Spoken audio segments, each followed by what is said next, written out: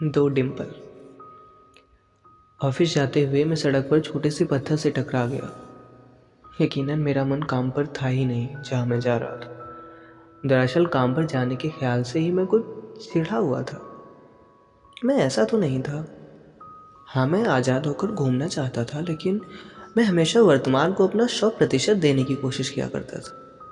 ज़िंदगी ने मुझे कुछ बड़े झटके दिए थे, लेकिन फिर भी ज़िंदगी की तरफ से दी गई नेमतों का मैं आधार मानता था। मेरी नौकरी भी उन्हीं नेमतों में से एक थी। ऑफिस के पॉलिश हुए फर्श पर आवाज़ करते मेरे जूते मेरे पहुंचने से पहले ही मेरी खबर कर देते थे।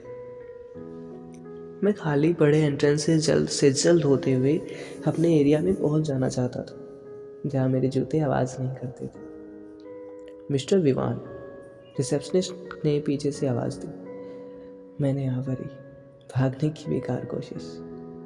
मैंने मुड़कर मुस्कुराने की कोशिश करते हुए देखा। इस पल उसकी कोई गलती नहीं थी, बस मैं ही काम से खुद को जोड़ नहीं पा रहा था। आपके लिए बहुत सारे मैसेज हैं। आपका वॉइस मेल बॉक्स फिर से भर गया है।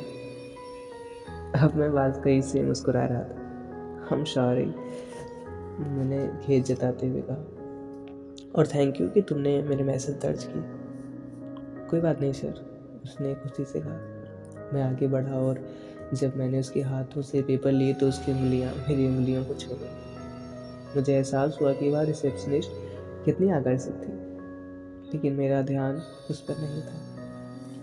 जो औरत इस समय मेरे दिमाग पर छाई हुई थी वो वही थी जिसे मैंने कुछ दिन पहले अर्जुन मेहरा से हुई बातचीत के दौरान देखा था। वही जो उस दिन कैफ़े मैनेजर के से खूब बातें कर रही थी। मैं दोबारा कैफ़े में उसे ढूंढने नहीं गया था। कम से कम खुद से तो मैंने यही कहा था। मैं तो बस इलाके की तरह बेहतरीन कॉफ़ी की तलाश में वहाँ गया था। लेकिन जब मैं वहाँ पहुँचा वह वहीं थी। जब उसने मुझ पर ध्यान नहीं दिया तो मुझे कुछ निराशा सी हुई, लेकिन वहाँ बैठकर मुझे उसकी और कबीर की कुछ बातें सुनाई पड़ी। मैं भागती हुई नदी के पास घंटों बिताना चाहता हूँ, बालों से खेलती हवा को महसूस करते हुए और लहरों में छिपे राज को सुनते हुए। ये मेरा पुराना सपना है, और जब मैं इसे पूरा करने निकलूँगा तो मुझे पक्षी के उस बच्चे जैसा महसूस होगा जो अपने घोंसले के किनारे उड़ने के इंतजार में खड़ा है, बेसब्री से उड़कर पूरी दुनिया को देखने जाने के लिए। बोल तो कबीर रहा था, लेकिन मन ही मन में उस लड़की की आवाज़ सुन रहा था। उसके हर वाक्य के साथ मानो कोई संगीत बज रहा था। वो शब्द शायद मेरे लिए ही लिखे गए थे। नरम लेदर चेयर पर बैठकर सोचते हुए मैं मन ही मन खुश भी हो रहा था, लेकिन ये तो पागलपन था। उसे तो मेरी ख्वाहिश मालूम भी नहीं थी। जब वो और कबीर बात कर रहे थे तो मैं उसकी आवाज़ की झिझक को महसूस कर सकता था।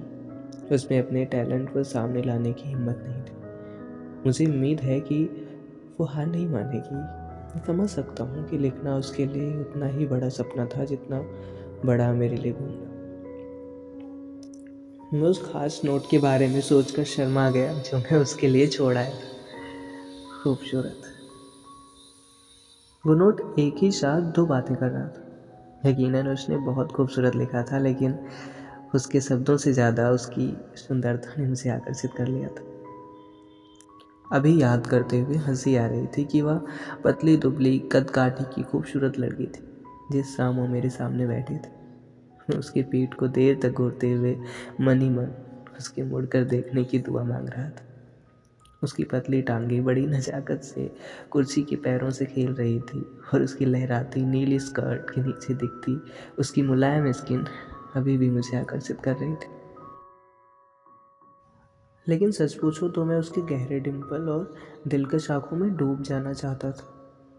जब वह ध्यान से किसी बात को सुन रही होती तो डिम्पल पर ध्यान नहीं जा पाता, लेकिन उसकी मोहक मुस्कान मानो उसके चेहरे से एक एक परत उतार देती। ऐसा लगता मानो दो एंजल उसे एक ही समय पर चूम रही। उसकी इमेज दिमाग से निकालने के लिए मैंने सिर हिलाया। मैंने अगले दिन कैफ़े जाने की कसम खाई, यह देखने के लिए कि मेरे नोट पर उसका रिएक्शन क्या रहा होगा। मैं पहले जल्दबाजी में वहाँ से निकल आया था, लेकिन तीसरी बार मैं ऐसा नहीं करूँगा।